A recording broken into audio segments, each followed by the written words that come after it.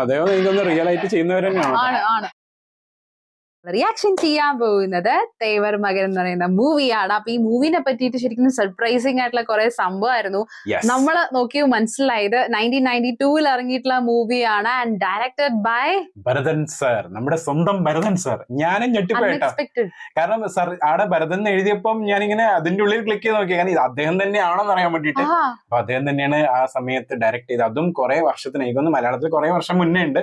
അപ്പൊ അതിന് ശേഷം ചെയ്തൊരു സിനിമയാണ്. ആൻഡ് ഈ സിനിമക്ക് നാഷണൽ അവാർഡിൽ പോയിട്ട് ബെസ്റ്റ് തമിഴ് ഫിലിമിനുള്ള കമൽ സർ ആണ്. യെസ്, അതാണ് സംഭവം. ആൻഡ് അത് മാത്രമല്ല, ഇതിനകത്ത് കമൽ സാറും അതുപോലെ തന്നെ ദ ഗ്രേറ്റ് ശിവാജി ഗണേശൻ സാറും ഉണ്ട്, രണ്ടുപേരും ഉണ്ട്. അപ്പം നമുക്ക് പടയപ്പ ചെയ്ത സമയത്ത് തന്നെ ഒരുപാട് സജഷൻസ് നമുക്ക് വന്നിട്ടുണ്ടായിരുന്നു ഈ ഒരു മൂവി റിയാക്ഷൻ ചെയ്യാനായിട്ട്. പിന്നെ അതൊരു കണ്ടിന്യൂഷൻ അങ്ങനെ തന്നെ ആവണ്ടല്ലോ എന്ന് വിചാരിച്ച് നമ്മൾ ചെയ്യാറുള്ളത്, because this movie was always in our list from the day one. പക്ഷേ നമുക്കിപ്പോഴാണത് കുറെ മാസങ്ങൾക്ക് ശേഷമാണ് നമ്മളത് എന്താ പറയാ, ശരിക്കും അന്ന് തന്നെ കുറെ മാസങ്ങൾക്ക് ശേഷം മുന്നേ ചെയ്യേണ്ടതാണ്. കുറെ ആയി ഇപ്പൊ നമ്മള് എന്താ പറയാ അതേണ്ട് നമ്മൾ വിചാരിച്ചു ഓക്കെ ചെയ്യാം. ഇതിനകത്ത് സ്റ്റാർ കാസ്റ്റ് ഒക്കെ എടുത്ത് നോക്കുകയാണെങ്കിൽ ശിവാജി ഗണേശൻ സർ, കമൽ ഹാസൻ സർ, പിന്നെ രേവതി മാം, ഗൗതമി മാം, അവരൊക്കെ ഉണ്ട്. ആൻഡ് രേവതി മാമിന് നാഷണൽ അവാർഡ് കിട്ടിയിട്ടുണ്ടായിരുന്നു തോന്നുന്നു ബെസ്റ്റ് സപ്പോർട്ടിംഗ് ആക്ട്രസ് രീതിയിൽ. അപ്പോ ഈ പടം നമ്മൾ കേട്ടിട്ടുണ്ട് എവിടേക്കോ, തേവർ മകൻ എന്ന് പറയുന്ന മൂവി ഒക്കെ നമ്മൾ എവിടെയോ കേട്ടിട്ടുണ്ട്. പക്ഷെ ഇതിനകത്തെ ഒരു സീൻ പോലും നമ്മൾ കണ്ടിട്ടില്ല. ഇതിനകത്തെ സോങ്സും കേട്ടിട്ടില്ല, കണ്ടിട്ടില്ല. എനിക്ക് അറിയില്ല നമ്മൾ കേട്ടിട്ടുണ്ടോന്നൊക്കെ, പാട്ടുകൾ എവിടെയെങ്കിലും കേട്ടിട്ടുണ്ടോന്ന് അറിയാം, പക്ഷെ ഒന്നും കണ്ടില്ല. കാരണം എനിക്ക് കംപ്ലീറ്റ്ലി ഫ്രഷ് ആണ്, 1992 ആണ്. ഒരു സീറോ, ഒരു ക്ലൂ പോലും ഇല്ല നമ്മളുടെ അടുത്ത്. അതായത് എന്താണ് സംഭവം, അതായത് തേവർ മകൻ എന്ന് പറയുമ്പോൾ മകൻ അച്ഛൻ ഒരു റിലേഷൻ അങ്ങനെയൊക്കെയാണ് നമുക്ക് തോന്നുന്നത്. പക്ഷെ ഭരതൻ സാറിന്റെ എന്താ പറയുക ഡയറക്ഷൻ ആയതുകൊണ്ട് തന്നെ എങ്ങനെയാണ് അത് വന്നിട്ട് നമ്മൾ ശരിക്കും ഭയങ്കര ക്യൂരിയോസിറ്റിയാണ് after coming to know Bharathan സാറാണ് ഇതിന്റെ ഡയറക്ടർ. ഭരതൻ സാറിന്റെ മലയാളം സിനിമകളൊക്കെ കണ്ടിട്ടുണ്ട്, അതൊക്കെ ക്ലാസിക് പടങ്ങൾ തന്നെയായിരുന്നു. അപ്പൊ തമിഴിൽ എങ്ങനെയായിരിക്കും അദ്ദേഹം ഡയറക്ട് ചെയ്തിട്ടുള്ളത്, ഡയറക്ഷനും സെയിം തന്നെയായിരിക്കും, പക്ഷെ എന്താ പറയുക ആ ഒരു തമിഴ് യൂസ് ചെയ്യുന്ന സംഭവങ്ങളൊക്കെ ഡിഫറെന്റ് എന്തായാലും. അപ്പൊ നമുക്ക് എന്തായാലും നേരെ ആ ഒരു ഫസ്റ്റ് സീൻ തൊട്ടിട്ട് തുടങ്ങാം. റെഡി?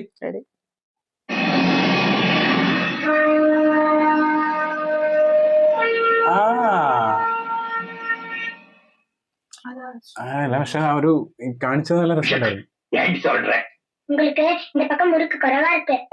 எல்லாம் பழைய முறுக்கு தாண்டி. என்ன இப்படி நேரமா சின்ன ട്രെയിനാണ് ആ ഒരു ക്ലാസ്സിക് ഷോട്ട്, തീവണ്ടി, കൽക്കരി വണ്ടി, പണ്ടത്തെ സ്റ്റൈല്. പക്ഷെ കാണിച്ച ഷോട്ടും കണ്ടായിരുന്നില്ല അങ്ങനെ. ക്യാപ്റ്റൻ അമേരിക്കയുടെ മറ്റേ സാധനം ഷീൽഡല്ലേ.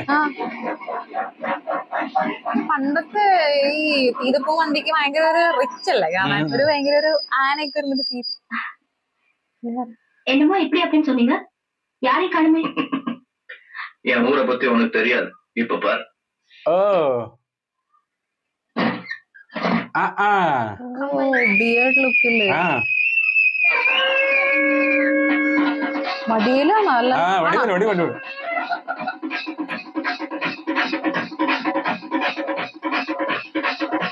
ഭയങ്കര മറ്റേ നാടൻ വൈബ്. என்ன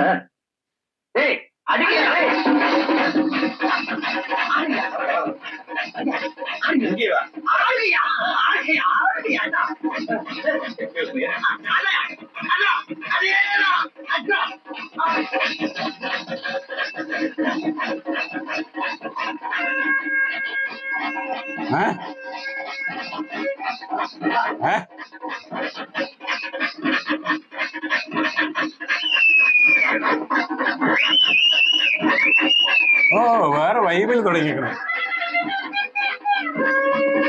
പക്ഷെ അതിലൊരു ക്ലാസ് ഉണ്ടല്ലേ, ക്ലാസ് ഭയങ്കര ലുക്ക് കിട്ടോ കമൽ സാറിനെ കാണാനായിട്ട്.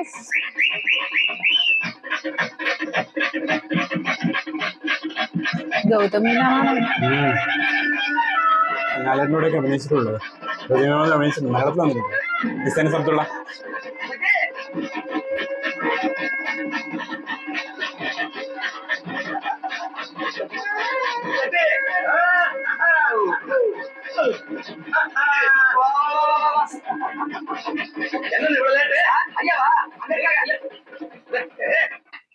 பேசிட்டு இருக்காரு. என்னண்ணே அடிச்ச நேரம் ஆயிடுச்சு. தெரியல, வாசனை வருது. நீ வர சந்தோஷத்துல கொஞ்சம். யாரு இது? Bhanu. Bhanu, this is my brother. I told you about. என்னது இது, குறைவால் மாதிரியா? அண்ணா இது பங்க்ண்ணே. ஐயா, பங்குல பெட்ரோல்ல போடுவாங்க. நீ சும்மாறா அண்ணா, பங்க் ஸ்டைல்ண்ணே. ஸ்டைல் மாதிரி பங்கு ஸ்டைல். ஹிப்பி படுவாரா நீ? ഹിപ്പി പണ്ടത്തെ. அண்ணா வாங்கண்ணே, வண்டியில வைக்கலாம். வாங்கண்ணே. ஐயா உரம் வாங்கிட்டு சொன்னாங்க, நான் வாங்கிட்டு வந்துடுறேன். நீ கிளம்பு. சரி, சீக்கிரம் வந்துருங்க. சாப்பிட இன்னைக்கு സ്റ്റൈല്. ஐயா வண்டி சாப்பிடு. எதுக்கியா நாளைக்கு இல்ல ஓட்டு ரொம்ப நாள் வச்சு கொடுறாரு. அக்கா யாரியா? உனக்கு அக்கா இல்ல, அண்ணி. ഓഹോ വടിവേശ്വരൻ തന്നെയാണോ ഇത്? അതെ അതുപോലെ ഉണ്ട് കാണുമ്പോൾ.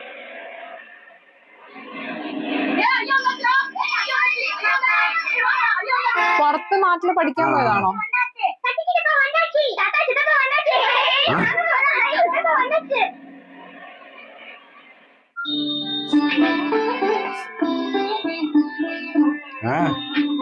ഓ ആ മുടി.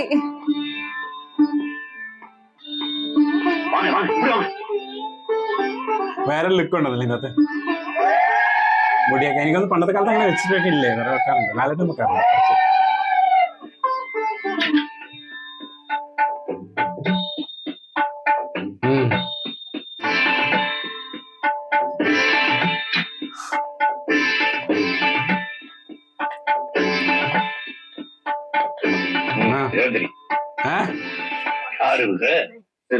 கூட படிச்ச பானு. பானுமதி. அண்ணி அண்ணி உங்க பட்டிய ஐயாரைக்கு பக்கத்துல வைக்க சொல்லிட்டேன், அவங்க பட்டிய மாடியில வைக்க சொல்லிட்டேன். நீகிதியா அண்ணி வாங்க.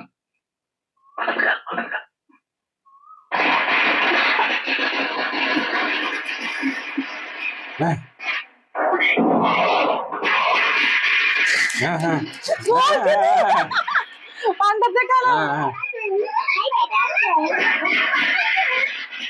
ആ സമയത്ത് കൈയൊക്കെ പിടിക്കണ വലിയ കാര്യമില്ലേ? ജസ്റ്റ് ഇമാജിൻ 1992 ഓ அந்த பொண்ணு எது ஒரு சீராளா?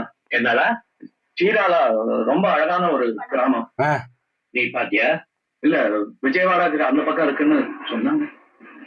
தெலுங்க? ஆமா. உனக்கு எப்படி தெரியும்? அது கூட பேசிட்டே இருந்ததுல தெலுங்கு ஈஸியா. அந்த பொண்ணு எப்படி கேக்குறீங்களா? அது கூட படிச்சுட்டு இருந்தது, லெட்டர் கூட போட்டேன் அண்ணி கிட்ட. அண்ணே அது இருக்கட்டும். உடனே ஸ்டேஷனுக்கு வந்தாரா? வந்தாருங்க. அதுக்கப்புறம் நீங்க ஏதோ உரம் வாங்க சொன்னீங்கன்னு. உங்க அண்ணன் உரம் வாங்க போறடா, சொரம் வாங்க போயிருக்காரு. அதெல்லாம் ராத்திரி, காலையில, மத்தியானம் இருந்தாங்க. നാസർ ഉണ്ട് കേട്ടോ. റൈവൽറി ആണ്. என்ன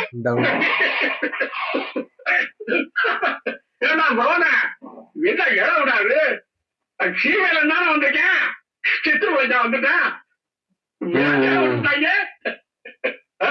மீனாட்சி மிஞ்சினா குண்டில பூசு வரலாம். உள்ள வந்த சந்தோஷத்துல உங்க அண்ணன் காசை கரியாக்கிட்டு இருக்காத. அண்ணனாണ്.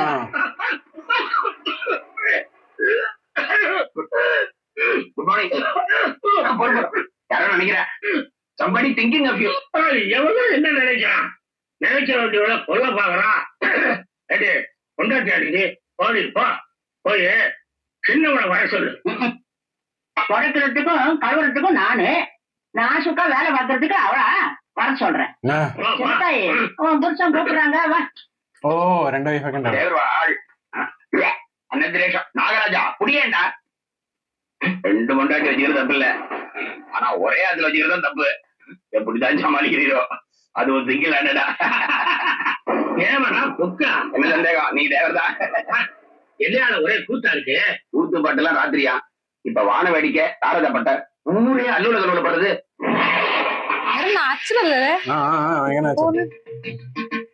സിനിമയാണെന്ന് തോന്നാത്ത രീതിയിലെ പോണം. മലയാളത്തിലെ കാണുന്ന ഒരു ഫീൽ ഉണ്ട്.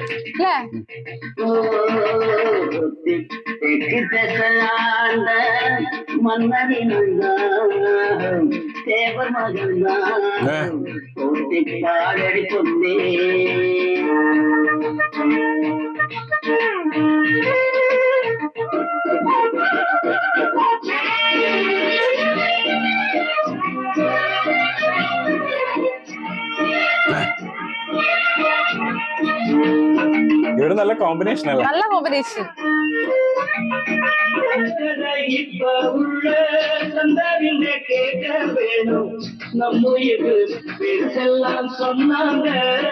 சொன்னபடி நின்னாங்க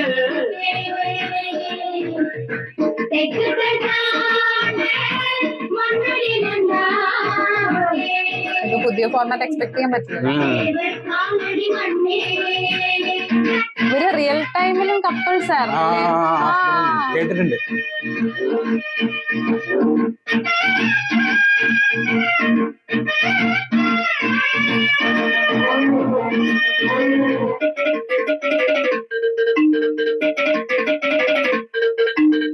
ഭരതൻ സാറെ കണ്ട് കുറച്ചുകൂടി റോ ആയിരിക്കല്ലോ പണ്ടത്തെ പടങ്ങളിൽ നമ്മളെ കണ്ടിട്ടില്ലേ മലയാളത്തിൽ തന്നെ.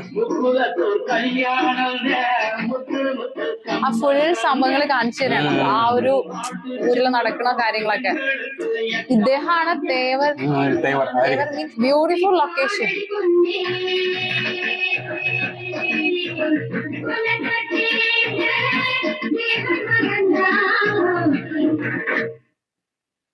அனி உடம்பு சரியா இருக்கா?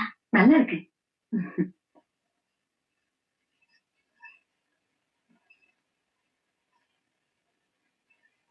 சரியா? பான் உட்காரு. இல்ல, நான் பொம்பளைங்களோட சேர்ந்து சாப்பிடுறேன். ஐய, உங்களை நான் பொம்பளையாவே நினைக்கிறீங்களே? எங்க வீட்டுக்கு வந்திருக்கிற விருந்தாளியா தான் நினைக்கிறேன். உட்காருங்க.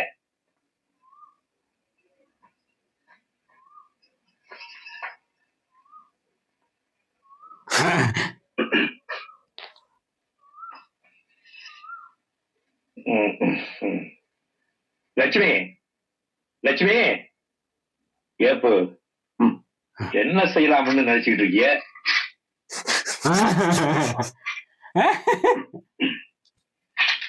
என்ன செய்யலாம்னு நினைச்சுக்கிட்டு இருக்கியான்னு கேக்குறேன். பிசினஸ் தான். அம்மூருக்கு பிரயோஜனமா இருக்கும்ல?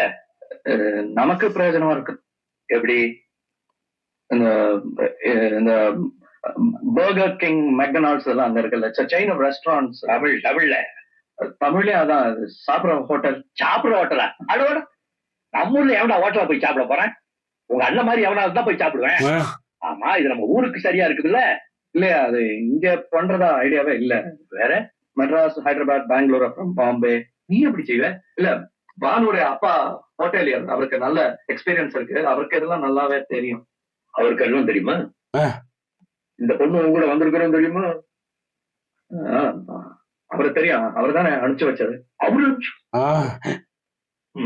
நல்ல அப்பா, நல்ல பொண்ணு, பெரிய குடும்பம் கூட, பெரிய பணக்காரங்க. இந்த ராஜுன்னு சொல்லுவாங்க அங்க ஆந்திராவில, அந்த காஸ்ட் நம்ம தேவருக்கு நிகரான ஜாதி தான் ஐயா. ஜாதி ஜாதகம் பார்த்துட்டேன்னு சொல்லு. ஆமா, கல்யாண தேதி குறிச்சிட்டியா? அப்படி இல்ல பானு, வேற எப்படி? இப்ப நீ என்கிட்ட அனுமதி கேட்கறியா இல்ல தகவல் சொல்றியா? நீங்க மறக்க மாட்டீங்கன்னு நினைச்சுதான் இந்த முடிவுக்கு லெட்டர் கூட போட்டிருந்தேன். அன்னைக்கு கூட தெரியும். தெரியுமா? அப்படியாட்ட முடிவுதான் சொல்றேன். உங்க முடிவு என்ன? கைகள் வேண்டியதான். என்ன சக்தி, உங்க அப்பா இப்படி ஒரு பாம்பு தூக்கி போட்டாரு? அதான் நானும் யோசிச்சுட்டு இருக்கேன். என்ன சொல்லி ஒரு மனசை மாத்துறது. பேசிட்டு இங்க வந்துட்டோமா? யாரு வீடு இது? யாரு அது தோட்டத்துல நாய் வளைக்குது? சாரி, நான் தான். ஆறது அப்புறம் சக்தி. வணக்கம். சத்தியா? யாருங்க? ஏன் நாய் குலைக்குது? சும்மா குலைக்குது. சும்மா குலைக்குது, காசு வாங்க. ஏன் சத்தம் விடுறேன்? படி படி. நல்லா இருக்கியா? ஓ, எப்ப வந்த?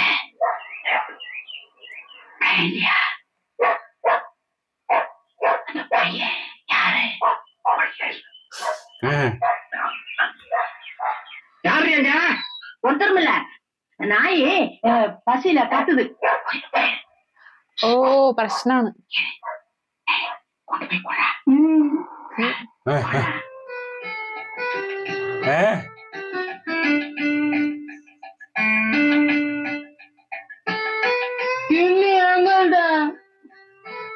ஆத்தா அப்பா என் லவ பார்த்த பெரிய தாத்தா ஒரு மகனுக்கு തേവർ മകൻ அப்பா பெரிய தாத்தா அடிக்குது நான் வந்தேன் வந்துடும் வெளியில கம்பு கட்டுவோம் ஐயா சொன்னாங்க சண்டையை வம்புக்கு எடுக்கிறாயா இல்ல இல்ல ஐயாவுக்கு வேலை இருக்கு நாங்க போறோம்டா சாமி ஏய் அவங்ககிட்ட பேசிட்டு இருக்க நீ என்ன விடாத விளையாட்டுட்ட பயப்படாதீங்க பயம் இல்ல வேலை இருக்கு பொம்பளைங்க இருக்க அவமானமா இருக்குன்னு பாக்குறீங்களா மெதுவா அடிபடாம பேசுறேன் யாரு என்ன பேசுற ஐயா வம்புக்கு இருக்கிறாங்க என்ன தப்பு விளையாடத்தான கூப்பிட்டாங்க ஆமா ஆமா அந்த மாதிரி நீ பணம் முடிச்சுட்டு போய் சொல்லுங்க அவருக்கு போகணும்னு சொல்லி தரேன் அப்பதான் நீங்க தனியா அந்த மாதிரி கும்பிட்டு காட்ட முடியும் ஐயா திருவிழா பாக்குறாங்க ஐயா ஐயா சரி சந்தானா விளையாடுவோம் இப்படி பேண்ட் கட்டி விடுவா வேட்டி கட்டிட்டு வாங்க ஐயா வேண்டாம் ஐயா பொம்பளை இருக்காங்க சின்ன பேர் போட்டோ இருக்காங்க ஐயா பொம்பளை ஐயா ஐயோ கண்ணு போட போதியா நல்லா இறுக்கி கட்டுனீங்க அவந்துட போகுது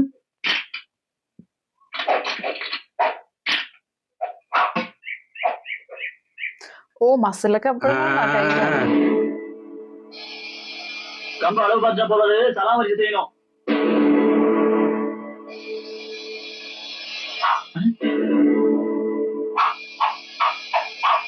ഓ ഓ ഓ കാരണം തേവർ മകൻ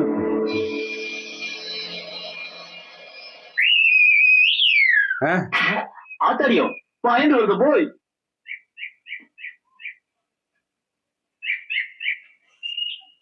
പക്ഷെ എന്ത് ഭയങ്കര നാച്ചുറൽ ആയിട്ടാണ് കാണിക്കുന്നത് കേട്ടോ അങ്ങനെ മറ്റേ ഒരു സിനിമാറ്റിക് മോഡല്ല ബാക്ക്ഗ്രൗണ്ട് സ്കോർ ഒന്നും ഇല്ല അധികം അറിയോ ശ്രദ്ധിച്ചായിരുന്ന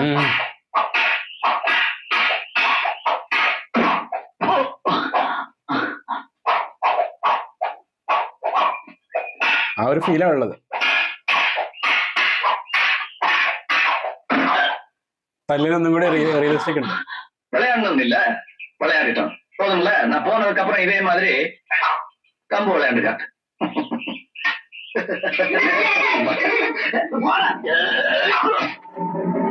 ഇപ്പൊ നടന്നല്ലേ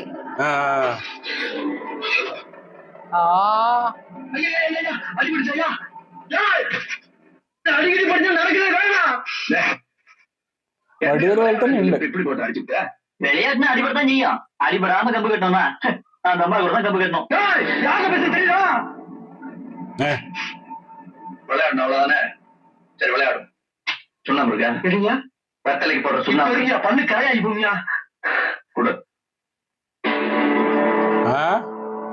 ஓஹோ புரியுது புரியுது சுண்ணாம்புல என் மேல புட்டு வைக்கிற சூடு இந்த சில்லாவிலேயே இல்ல நீங்க வச்சிருங்க நான் பேரை மாத்திக்கிறேன் ஆனா நான் வச்ச நீங்க பேரை மாத்திக்குவீங்க பாப்போம் സുണ്ണാമ്പിൽ പൊട്ട് വെക്കൽ മറ്റേ മേത്തിതാക്കാനാണ് പൊട്ടിട്ട്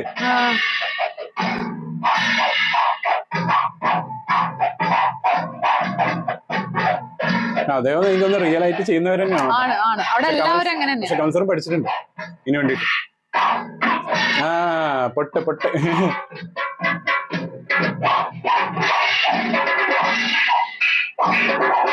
അതിന്റെ അവര് തല്ലിന് പറ്റിയ ബീജം കൊടുത്തേക്കണ നാടൻ തല്ലിന്റെ പേരെ മാറ്റാൻ പറഞ്ഞില്ലേ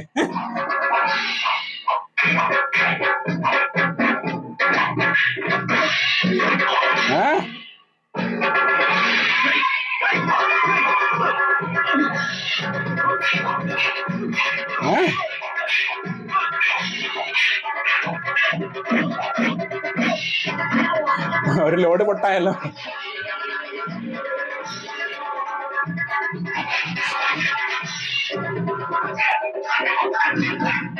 അല്ലേ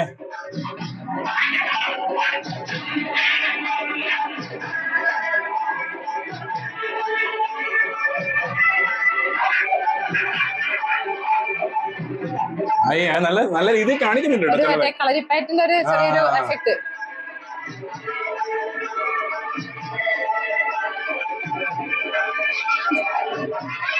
അടവിളൊക്കെ ഉണ്ട് കയ്യിൽ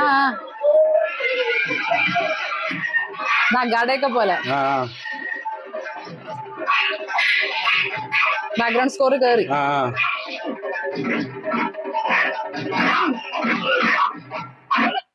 தலைவா தமிழ் சிங்கமே இதழ் மண்ணுக்கு உயிர் உமக்கு சந்தனமா சந்தனா சந்தனி பேர மாத்திக்கிறா தலைவா ബാക്ക്ഗ്രൗണ്ടിൽ മല നോക്കി ഭയങ്കര പച്ചപ്പ്.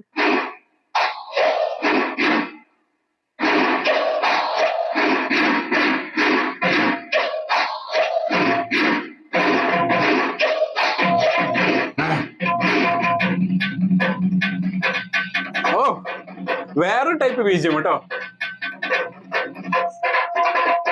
എല്ലാവർക്കും പൊട്ടോട്ടെടുക്കണേ ചുട്ടി വെക്കണേ. പാട്ടാണോ?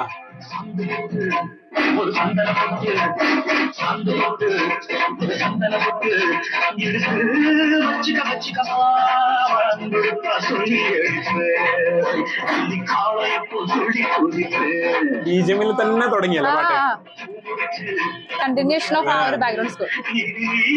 ഒരു കേരള ലൊക്കേഷൻ എഫക്ട് ഉണ്ടല്ലോ അവിടെ.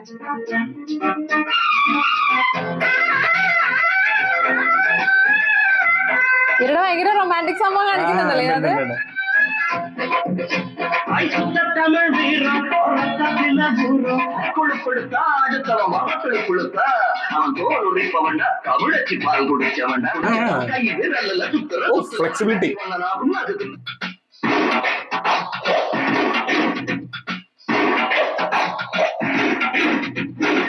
കൊറേ മറ്റേ കുറെ സ്ഥലത്തൊക്കെ ലാലേട്ടന്റെ ലാലേട്ടന്റെ ബോഡി ലാംഗ്വേജ് എവിടേക്കോ അല്ലെ ഡാൻസ് കളിക്കുമ്പോ പ്രത്യേകിച്ച്.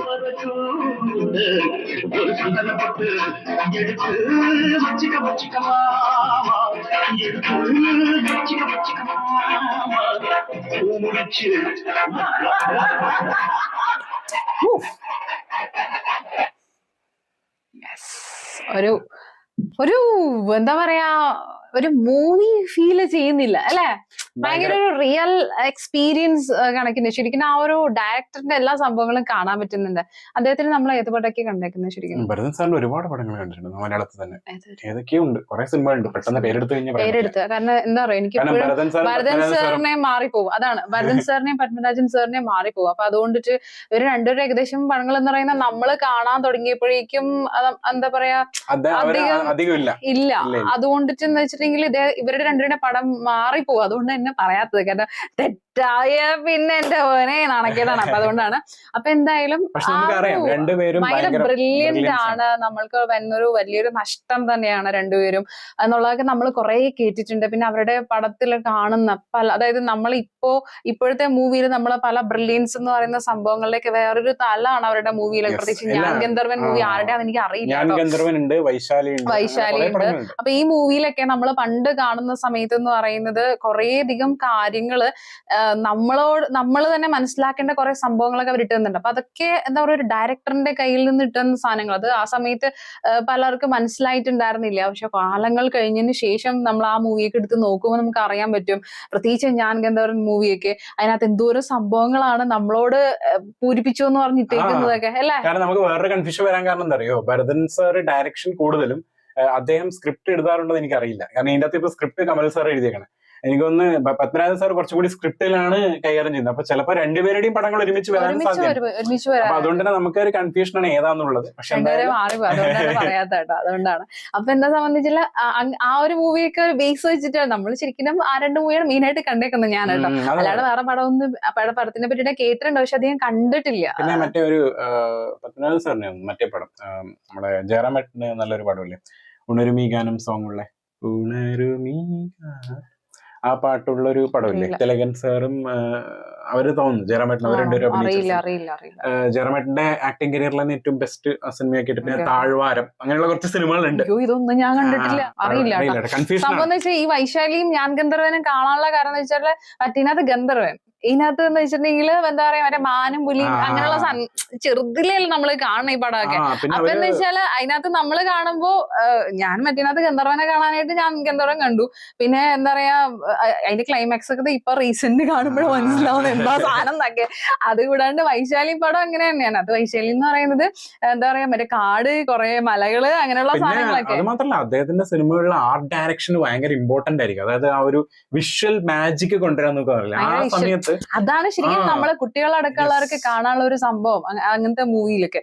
അപ്പോ ശരിക്കും എന്താ പറയാ, അവരുടെയൊക്കെ അവരൊക്കെ ആ ഒരു കാലഘട്ടം കഴിഞ്ഞിട്ട് പിന്നെ വന്ന ഒരു മൂവി എന്ന് പറയുന്നത് ടോട്ടലി ഡിഫറെന്റ് ആയിരുന്നു. നമ്മുടെ മലയാളം ഇൻഡസ്ട്രിയിൽ വേറൊരു തലത്തിലേക്ക് അത് പോയി. പിന്നെ ഇപ്പൊ പിന്നെയും ആ ഒരു ട്രാക്ക് പിടിച്ചു, പക്ഷെ ഇപ്പോഴും ആ റേഞ്ചിൽ എത്താൻ പറ്റില്ല. അത് വേറെ തന്നെ ഒരു ജോണറാണ്. കാരണം അത് റിയലിസ്റ്റിക് ആയിട്ടുള്ള ഒരു സംഭവത്തിന്റെ ഇപ്പൊ റിയലിസ്റ്റിക് പടങ്ങളുണ്ട്, പക്ഷെ ഇപ്പോഴത്തെ റിയലിസ്റ്റിക് കുറച്ചും കൂടി ഫാസ്റ്റ് അല്ലേ, പണ്ടത്തെ റിയലിസ്റ്റിക് കുറച്ചും കൂടി ഡീറ്റെയിൽ ഡിസ്ക്രിപ്ഷൻ. അങ്ങനെയാണ് ഇനി ദേവദൂതനൊക്കെ ആക്കാൻ നോക്കിയത്. ദേവദൂതൻ കുറച്ചും കൂടി ഡിഫറെന്റ്. ദേവദൂതൻ നമ്മളെ സിബി സാറിന്റെ ആണെന്ന് തോന്നുന്നു. കാരണം അത് ഏകദേശം ഈ ഒരു റേഞ്ചില് നമുക്ക് വരുന്നൊരു പടം പോലെ ഉണ്ട്. അതില് വേറൊരു സ്റ്റൈലാണ്. അത് പുതിയ കാലഘട്ടം, ആ സമയത്ത് പുതിയ കാലഘട്ടം ആരും ആക്സെപ്റ്റ് ചെയ്തില്ല. അതാ സംഭവം. ഓക്കെ, അപ്പൊ എന്തായാലും ഈ ഒരു മൂവിനെ പറ്റി പറയുകയാണെങ്കിൽ പ്രത്യേകിച്ച് ശിവാജി ഗണേശൻ സാറിന്റെ നമ്മള് കണ്ടിരിക്കുന്ന പടം എന്ന് പറയുന്ന എന്തായിരുന്നു, അയ്യോ പറഞ്ഞ നമ്മള് പടയപ്പ ആണ്ടിപ്പടയെന്നൊക്കെ വരുന്ന ഓക്കെ, പടയപ്പയാണ് നമ്മൾ കണ്ടിരിക്കുന്നത് അദ്ദേഹത്തിന്റെ പടം. പിന്നെ അത് കൂടാതെ തന്നെ പണ്ടത്തെ എന്താ പറയാ 1-2 എവിടേക്കോ ഒരു ക്ലിപ്സ് ഒക്കെ നമ്മൾ കണ്ടിട്ടുണ്ട്. അത്രേ ഉള്ളൂ. ഒരു പാട്ട് നമ്മൾ കണ്ടിട്ടുണ്ട്, കാട്ടുകുയിലെന്നൊക്കെ പറഞ്ഞിട്ടുള്ള അത് വേറൊരു പാട്ടാണ്, കാക്കാല കണ്ണമ്മ. ഓക്കെ. അപ്പൊ അതാണ്, അതും ആ പടവും കണ്ടിട്ടില്ല. എന്താ സംഭവം എന്ന് പറയാം, നമ്മളൊക്കെ കാണാൻ തുടങ്ങിയപ്പോഴേക്കും ഈ ഒരു സംഭവങ്ങളൊന്നും ഇല്ല, അതിങ്ങനെ ടി വിയിലൊന്നും വരാറില്ല ഈ പടങ്ങളൊക്കെ. എന്താ പറയാ, അതിന്റെയൊക്കെ ഒരു കാലം നമ്മൾ പറയില്ല, ഒരു സെറ്റ് ഓഫ് ടൈം കഴിയുമ്പോൾ ആ പടങ്ങളൊന്നും ടി വിയിൽ ഇടില്ല. അപ്പൊ അതുകൊണ്ട് അങ്ങനെ കുറെ എക്സ്പീരിയൻസ് ചെയ്യാൻ പറ്റിയിട്ടില്ല. അപ്പൊ ഇദ്ദേഹത്തിന് ശരിക്കും നമ്മള് എന്താ പറയാ, രജനി സാറിന്റെ കൂടെ കണ്ടപ്പോഴാണെങ്കിൽ നമുക്ക് ഭയങ്കരമായിട്ട് ഇഷ്ടപ്പെട്ടായിരുന്നു. ആ ഒരു അച്ഛൻ ക്യാരക്ടർ ചെയ്ത് ആ ഒരു ഇത്തിരി സമയം ഉണ്ടായിരുന്നുള്ളൂ പടത്തില്, പക്ഷെ എന്നാലും ഭയങ്കര എഫക്റ്റ് ആയിരുന്നു. നമ്മളെ ഭയങ്കര ഇമോഷണൽ ആക്കിയിട്ടുള്ള, അതായത് ഭയങ്കര ഇമോഷണൽ ആക്കിയിട്ടുള്ള ആ ഒരു എന്താ പറയാ സീനും കൂടിയായിരുന്നു അദ്ദേഹത്തിന്റെ. കാരണം ആ ഒരു മൊമെന്റിൽ വന്നിട്ട് ആ ഒരു എന്താ പറയാ, നമ്മൾ പറയില്ലേ, ആ ഒരു ആക്ട് ചെയ്യാണെന്ന് തോന്നില്ല, പക്ഷെ എന്നാലും അദ്ദേഹം ആക്ട് ചെയ്യുന്നുണ്ട്. പക്ഷെ നമുക്ക് ഭയങ്കര റിയലിസ്റ്റിക് ഫീൽ തരുന്നുണ്ട് അതിനകത്ത്. പക്ഷെ എന്നാലും എന്തൊക്കെയാ പറയാന്ന് വെച്ചാൽ അദ്ദേഹത്തിന്റെ ഫേസ് തന്നെ വെച്ചാൽ സ്ക്രീനിൽ ഫുൾ ഇങ്ങനെ നിൽക്കും അല്ലെ. അപ്പൊ അതുകൊണ്ട് തന്നെ എല്ലാം റീഡ് ചെയ്യാൻ പറ്റും. അപ്പൊ ഇവിടെ എന്ന് പറയുന്നത് ഇപ്പൊ റൈറ്റ് നൗ ഫസ്റ്റ് കാണുമ്പോ വേറെ ഒരു ശിവാജി ഗണേശൻ സാറിനെയാണ് ഇപ്പൊ കാണുന്നത്.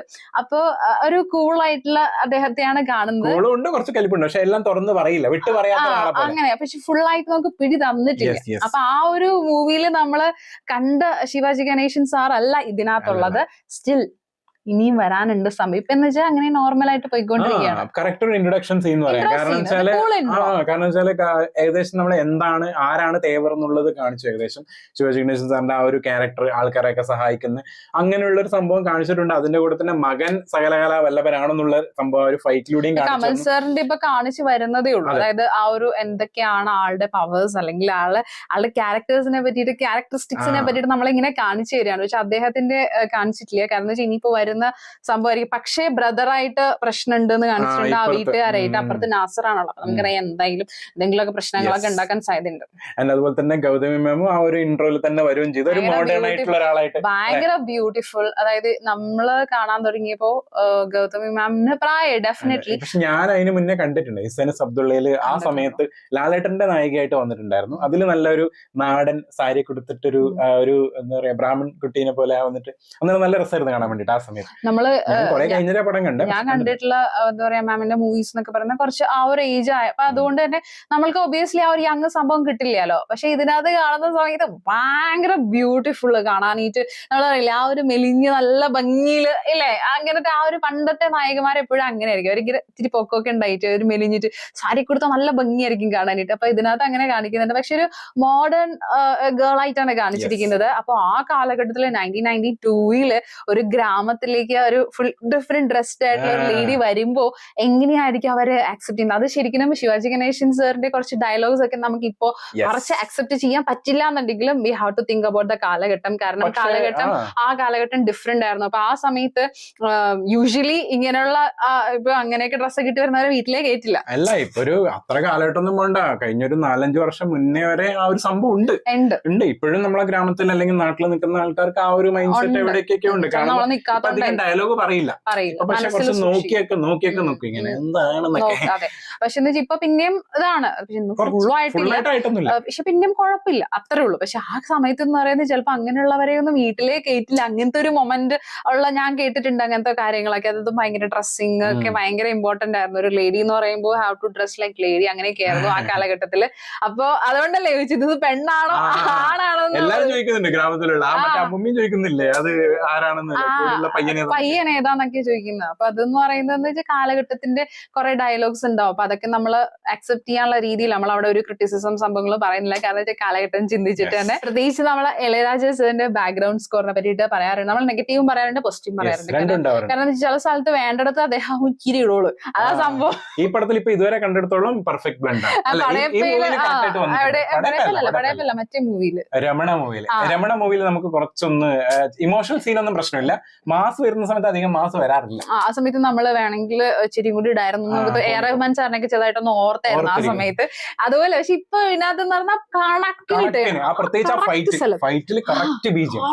Correct perfect സാധനമായിട്ടേക്കുന്നത്. അദ്ദേഹത്തിന്റെ മ്യൂസിക് ഇഷ്ടമാണെങ്കിലും ബാക്ക്ഗ്രൗണ്ട് സ്കോറിനെ നമ്മൾ കുറച്ച് ക്രിറ്റിസൈസ് ചെയ്യും. പക്ഷെ ഇതിനകത്ത് കണ്ടെടുത്തോളം നല്ല രസമുണ്ട്. ആൻഡ് പ്രത്യേകിച്ച് കാണിച്ചിരിക്കുന്ന ബാക്ക്ഗ്രൗണ്ട് ഒക്കെ, അതായത് നമ്മളുടെ പണ്ടത്തെ ആ ഒരു മലകൾ, ആ ഒരു ബ്യൂട്ടി, വിഷ്വൽ ബ്യൂട്ടി സംഭവങ്ങളൊക്കെ പെർഫെക്റ്റ് ആയിട്ട് ഇപ്പൊക്കെ ഉണ്ടോന്ന് അറിയില്ല. ഇതൊക്കെ ചിലപ്പോൾ വെട്ടി നിർത്തിയിട്ടൊക്കെ ഉണ്ടാവും. പക്ഷെ ഇത് രസമാണ് കാണാനായിട്ട്. പ്രത്യേകിച്ച് ആ തീവണ്ടിയിൽ തന്നെ ഞാൻ ഭയങ്കര ഇംപ്രസ്ഡ് ആയി. കാരണം ആ ഫസ്റ്റ് ഷോട്ടിൽ തന്നെ ആ തീവണ്ടി വരുമ്പോ ഒരു ഭയങ്കര ഒരു ആനയുടെ എടുപ്പെന്നൊക്കെ പറയില്ല, ഭയങ്കര ഭംഗിയുണ്ട് കാണാനായിട്ട്. ഇപ്പോഴത്തെ തീവണ്ടിനെ പോലെ ഒന്നല്ല. അപ്പൊ എന്തായാലും waiting for the more magics and especially from Sivaji Ganesan sir and also Bharathan sir and Kamal Haasan sir and Revathi ma'am ഉണ്ട്. നാഷണൽ അവാർഡ് സപ്പോർട്ടിംഗ് ആക്ടേഴ്സിനൊക്കെ കിട്ടിയതാണ്. So her entry still due.